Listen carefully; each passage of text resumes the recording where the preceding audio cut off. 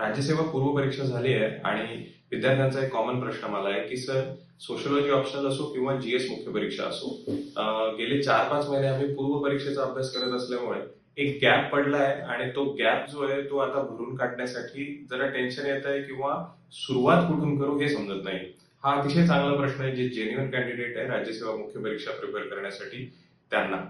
माझं याच्यावर सोल्युशन असेल की जो गॅप तुम्हाला वाटतोय तर तुम्ही काय करा, डायरेक्टली कुठलंही पुस्तक मग ते जीएस असो की ऑप्शनल असो वाचायला जाऊ नका. पहिल्यांदा त्या सब्जेक्टची इंडेक्स घ्या तुमच्या समोर, कोणते टॉपिक त्या सब्जेक्टमध्ये आहेत ते सिलेबस घ्या, त्याच्यात सेग्रिगेशन करा की 10 टॉपिक समजा पेपर 1 ला आहेत सिलेबसला सोशिओलॉजी ऑप्शनलच्या, ठीक आहे. तर त्या 10 युनिट पैकी तुम्ही टिक करा की कोणते युनिट तुम्हाला आठवत आहेत किंवा कोणत्या युनिटवर तुमचा कॉन्फिडन्स आहे. समजा युनिट नंबर 3, 4, 5 एक रॅन्डम काहीतरी हे युनिट आहेत 3 की ज्याच्यावर तुमचा कॉन्फिडन्स आहे, बरोबर.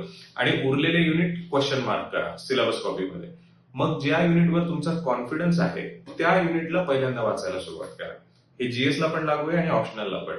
असं का म्हणतोय, कारण जे युनिट तुम्ही ऑलरेडी कॉन्फिडंट आहात ते वाचायला सुरुवात केली तर तो जो मोमेंटम मिळणं आहे आपण म्हणतो तो तुम्हाला खूप लवकर मिळेल आणि कमी वेळात तुम्ही त्या मेन्सच्या झोनमध्ये चालले जाल. नाही तर बराच वेळ आपण चाचपडत राहू आणि मग जे कठीण आहे म्हणजे पेज 1 पासून वाचायला सुरुवात केली तर मग आपल्याला ती लिंक लागणार नाही आणि ती स्ट्रॅटेजी आपली फिक्स होणार नाही.